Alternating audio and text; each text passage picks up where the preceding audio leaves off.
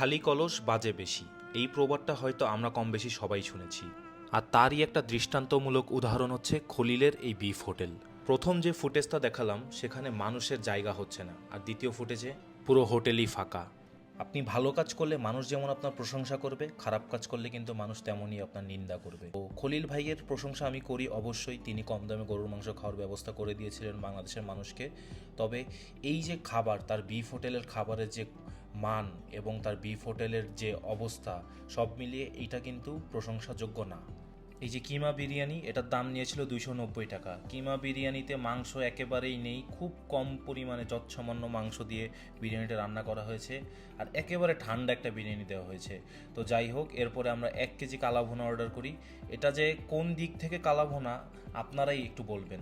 গতবার আমি খলিলের এই খাবারকে খারাপ বলায় অনেকেই আমাকে গালাগালি পর্যন্ত করেছিলেন। আপনারা আমার অন্যান্য ভিডিও দেখলে অবশ্যই বুঝতে পারবেন যে খাবার ভালো তাকে আমি অবশ্যই ভালো বলি, তবে যে খাবারে স্বাদ নেই বা যে খাবার শুধুই মানুষের মুখে মুখেই চলে সে খাবারকে কেন আমি ভালো বলবো? যেখানে এই অন্যান্য ফুড ব্লগারদের ভিডিও দেখে অথবা আমার ভিডিও দেখেও হয়তো ঢাকা শহর কিংবা দেশের বিভিন্ন প্রান্ত থেকে কিন্তু মানুষ ছুটে আসে এইসব খাওয়ার জন্য। কালা ভুনার রং একটুও কালো ছিল না, মানে লালও ছিল না যে এটাকে লাল ভুনা বলে আমি চালিয়ে দিব। একেবারে ঠান্ডা একটা মাংস দিছে। তো গতবার আমি বলেছিলাম যে তারা যে চিনি গুঁড়া চালের ভাত দিচ্ছে সেটা খেতে খুব একটা ভালো লাগে না। তো এবার আবার দেখতেছি যে এটা চিনি গুঁড়া চালের ভাত না, এটা হয়তো নর্মাল মিনিকেট চালের ভাত। এখন ব্যবসার যে অবস্থা সেই অনুযায়ী তো খাবার দিবে। আর মাংসের স্বাদের বিষয় যদি বলি, তবে স্বাদটা আমার কাছে তেমন একটা আহামরি কিছু লাগে নাই, নর্মাল মাংস রান্নার মতোই লেগেছে। আবার যদি বলি যে কালো ভুনার কোনো ফ্লেভার আছে কিনা, কালো ভুনার একটুও ফ্লেভার নেই।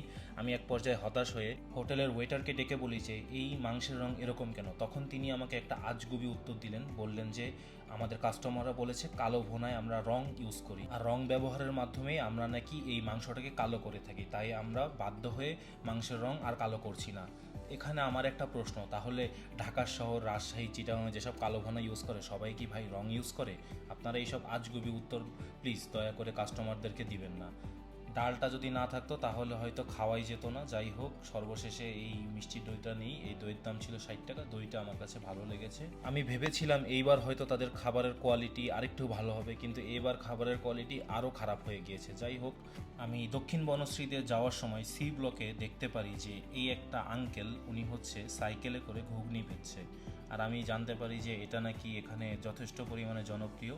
তো এখান থেকে আমি 10 টাকার ঘুগনি নেই। ঘুগনিটার স্বাদ আমার কাছে ভালোই লেগেছে, মুখে লেগে থাকার মতোই একটা স্বাদ ছিল। আপনারা একবার হলেও এই ঘুগনিটা অন্তত ট্রাই করে দেখতে পারেন। বনশ্রীর আশেপাশে যারা আছেন তারা হয়তো নিশ্চয়ই জানেন।